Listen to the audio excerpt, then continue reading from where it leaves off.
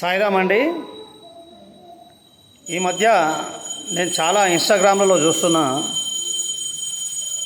కొంతమంది బాబా పట్ల తప్పుడు ప్రచారాలు చేస్తున్నారు.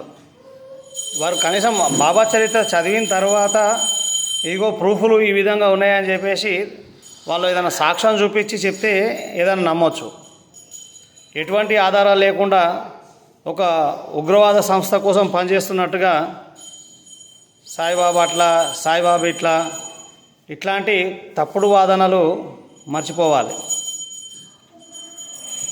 ఎంతోమంది ఈరోజు కోట్ల మంది ఆరాధిస్తున్నారు దేవుణ్ణి. ఎవరి రూపం వాళ్ళు కొలుచుకుంటారు.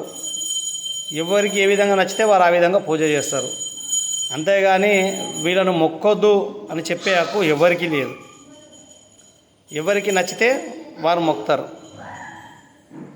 ఇప్పుడు ఎవరో అక్కడ ఓ మై ఫాదర్ అంటారు, ఓ నా తండ్రి అంటారు, ఒకరు పాప అంటారు, ఒకరు నువ్వు పాపనే అనాలి, నువ్వు ఫాదర్ ఎందుకు అన్నావు, డాడీ ఎందుకు అన్నావు, తండ్రి ఎందుకు అన్నావు అంటే ఎవరి విధానం వాళ్ళది, ఎవరి పద్ధతి వాళ్ళది. వానికి అనుకూలంగా వాడు మాట్లాడతారు, వీనికి అనుకూలంగా వీళ్ళు మాట్లాడతారు. కానీ దుష్ప్రచారాలు చేయడం తప్పు. ఎవరికి నచ్చిన విధంగా వాళ్ళు పూజలు చేసుకోమని. అంతేగాని ఇప్పుడు సాయిబాబా మీద చెప్తే నీకు వచ్చే లాభం ఏంది నాకు అర్థమైతే లేదు. ఈ మధ్య నేను రీసెంట్గా మాధవీలత అంటామేది చాలా చూస్తున్నా ఇన్స్టాగ్రామ్లలో. మరి ఈమెకి ఎవరైనా డబ్బులు ఇచ్చి ప్రేరేపిస్తురా, ఎవరైనా ప్రోత్సహిస్తురా తెలియదు. భారతమాత బిడ్డలో ఇట్లా తయారు కావాలి, అట్లా తయారు కావాలి, అక్కడి వరకు ఓకే. కానీ దేవుళ్ళ విధానం వేరు, దేవుళ్ళ పద్ధతి వేరు. దేవుడు ఏ టైంలో ఏ విధంగా వస్తాడో ఎవరికి తెలియదు. మనకు మంచి జరిగేది చూడాలి.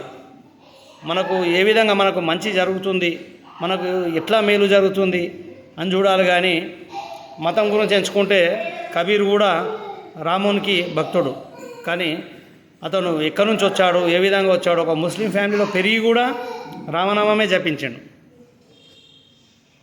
అట్లా మనకు దేవుడు అన్న భావన వరకే చూడాలి. అంతేగాని ఒకరి మూలంగా మనకు చెడు జరిగిందా, సరే సాయిబాబా మూలంగా మీకు జరిగిన చెడేంది అది వివరించి అప్పుడు బాబాను మొక్కదని చెప్పండి. మీకు జరిగిన చెడేంది, ఆయన మూలంగా దేశానికి ఏమైనా నష్టమా, ఎవరికైనా నష్టం జరిగిందా ఆయనను మొక్కితే, మేలు జరిగింది కాబట్టే కదా. సరే ఒక చెడు జరిగింది అనుకుందాం, వాడు బోధిస్తాడేమో. కానీ ఇలా కోట్ల మంది మొక్కుతున్నారు కదా, అందరికి మంచి జరుగుతుందని మొక్కుతున్నారు. మంచి జరుగుతుంది కాబట్టే మొక్కుతున్నారు. మంచి జరగకపోతే ఎందుకు మొక్కుతారు? పిచ్చోళ్ళ మొక్కనికి. నేను భగవద్గీత చదువుతా, రామాయణం చదువుతా, సుందరకాండ చదివినా, భగవద్గీత 18 యోగాలు చదువుతున్నా, బాబా చరిత్ర చదివిన. గుడ్డిగా ఎవరో చెప్తేనే నమ్మేది కాదు. అర్థమైందా? అట్లా పిచ్చి మాటలు మాట్లాడి పిచ్చిగా ఒకరి మీద నిందలు వేయడం తప్పు. ఎప్పుడైనా సరే నిజం తెలుసుకోవాలి. నిజం తెలిసిన తర్వాత మాట్లాడాలి. ఎవడో డబ్బులు ఇచ్చి ప్రోత్సహిస్తే మాట్లాడినట్టుందే మాధవీలత అంటే ఆమె మాట్లాడే విధానం. కాబట్టి ఆమె పద్ధతి మార్చుకోవాలి. ఫస్ట్ బాబా చరిత్ర చదవమనండి. ఆమె ఏం మాట్లాడుతుంది? ఒక ఆఫ్ఘన్ నుంచి బ్రిటిష్ రాయబారి లెక్క బ్రిటిష్ వాళ్ళు పంపించారంట ఇండియాకి, పోయి అక్కడ అందరినీ ముస్లిమ్స్ లెక్క మార్చమని. అసలు నీకెవడో డబ్బులు ఇచ్చినట్టు చెప్పమని. ఇట్లా నీకు ఏం తెలుసు? తోక తెలుసు, అమ్ము తెలుసా? నువ్వు ఏం మాట్లాడుతున్నావు? నీకు ఏం సబ్జెక్ట్ తెలుసు? ఫస్ట్ నువ్వు ఆ భగవద్గీత రామాయణం నువ్వు క్లియర్గా చదువు. దేవుని బుక్స్ చదివేవాడు ఎప్పుడు ఇతరుల మధ్య వివాదాలు పెట్టదలుచుకోడు, అందరూ మంచి కూడాలని కోరుకుంటాడు. కానీ నువ్వు వివాదాలు పెడుతున్నావు చూడు, నీది మిడిమిడి జ్ఞానం, నీకు పూర్తిగా జ్ఞానం లేదు, తెలివి లేదు. ఏదో అవతల మీద బురద చల్లాలి అన్న ఒక ఉగ్రవాద సంస్థ ఎట్లుంటుంది అంటే వాడు అందరు నాశనం కూడతారు. వాడు ఎవరు మంచిగా ఉండడం మనకి ఇష్టం ఉండదు.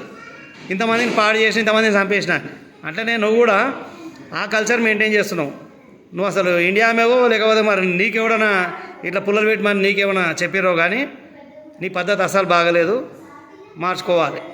బాబా చరిత్ర తెలుసుకున్న తర్వాత మాట్లాడు. ఎంతోమందికి అలా కోట్ల మందికి అనుభవాలు జరిగినాయి. ఉట్టిగా పిచ్చిగా ఎవడు మొక్కడు. అందరికీ అనుభవాలు జరిగినాయి కాబట్టే మొక్కుతారు. జై సాయిరామ్.